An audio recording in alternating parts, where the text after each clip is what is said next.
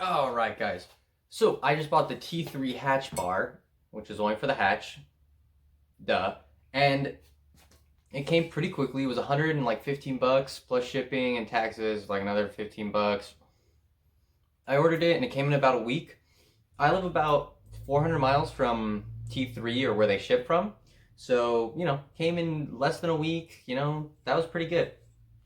Now, the bar itself came in a nice box, wrapped, bubble wrap and that thick brown paper. It was pretty sturdy, and I mean, this bar is pretty tough anyway. So I really think it would damage other things rather than this bar. Um, so yeah, it's pretty solid. I mean, this is a solid thing. You could kill someone with this. It has AE86 written right here, and then T3 there. It has the 2 points to mount it, and it's coated in the same black. I don't know what kind of coating you would call this. Is it powder coating? I don't know.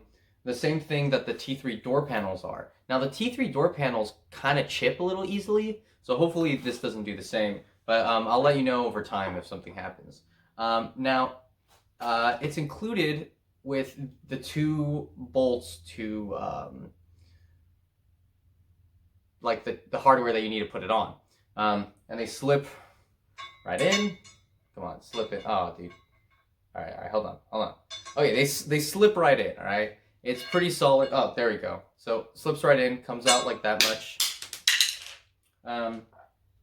Now you'll need a size 10 in metric Allen wrench. I'm not sure what it is in standard because I don't have those. I only have the metric. But the cool thing is it's removable pretty easily. They're threaded. It's not like you have to drill or anything with some other T3 parts or other strut parts. Like other strut towers in the rear. So yeah, so it bolts right in. It's threaded. It's great. I picked it up because one, if you have a coupe, there's this rear metal partial shelf right behind the rear seats that kind of hold the seats, up, and it separates the trunk from the cabin. As a coupe looks, the trunk's here and the rest of the body's separate. Now with the hatch, the problem is there's a big open mouth, It's a big open space, and so that allows the body to flex a lot more than the coupe does. So to mitigate that, you buy a bar like this that goes right over the middle of it and gives a little more stability. And I'm picking this up instead of getting a cage because I want to be able to take this thing on and off. Because my AE86 is a daily. I want to be able to move things. I move desks or doors or AE86 parts.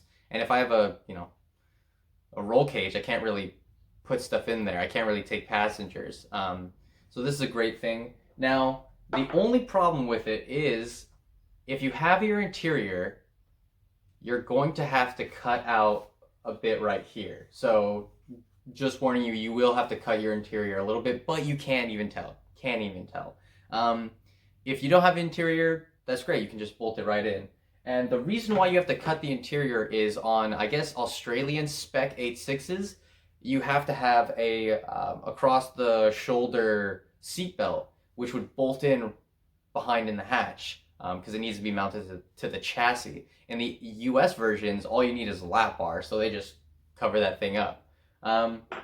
So yeah, it's pretty good. I'm gonna put it in right now and we'll see what it looks like. And then I'll tell you how it drives after about a week when I do another video update.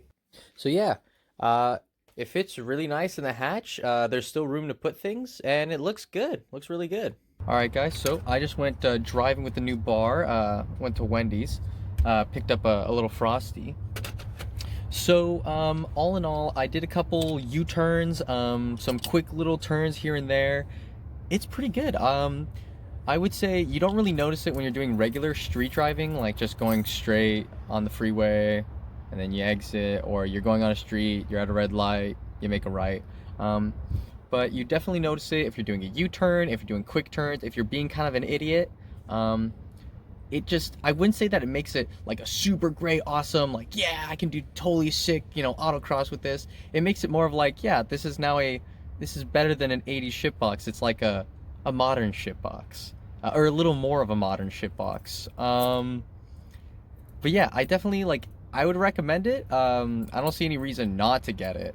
You know, if you have 120 bucks lying around, yeah, I would get it. I would totally get it. Yeah, I don't really have anything bad to say about it. I think here's the thing though that really depends on if you want to get it or not. So I have a front strut bar. I have nothing in the rear, and I'm using a USDM front bumper. Now the USDM bumpers have a 5 mile per hour like crash safety rating.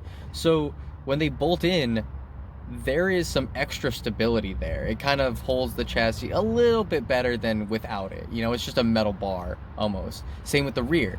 Now I have it in the front, but in the rear I'm using a Japanese spec bumper, and it's zip tied on without the 5 mile per hour little bash bar or like an aftermarket bash bar. So there's a really big difference in the back for me. Like I can feel it because in the back there's nothing, there's no like structural integrity back there. But if you're running like a USDM bumper and you have a strut bar, you may not notice it that much. But without anything back there, you definitely notice a difference. So that's really, I would say, yeah, get it. I would say get it. It looks super cool too. So win-win, right? So I'll see you guys next time. For those of who are wondering if it obstructs your view in the back, it actually doesn't at all. You can see perfectly fine. It where it bolts in is right at the edge of where you would normally see the end of the glass. So you can't even tell that it's there, honestly. It's perfect. It doesn't obstruct anything.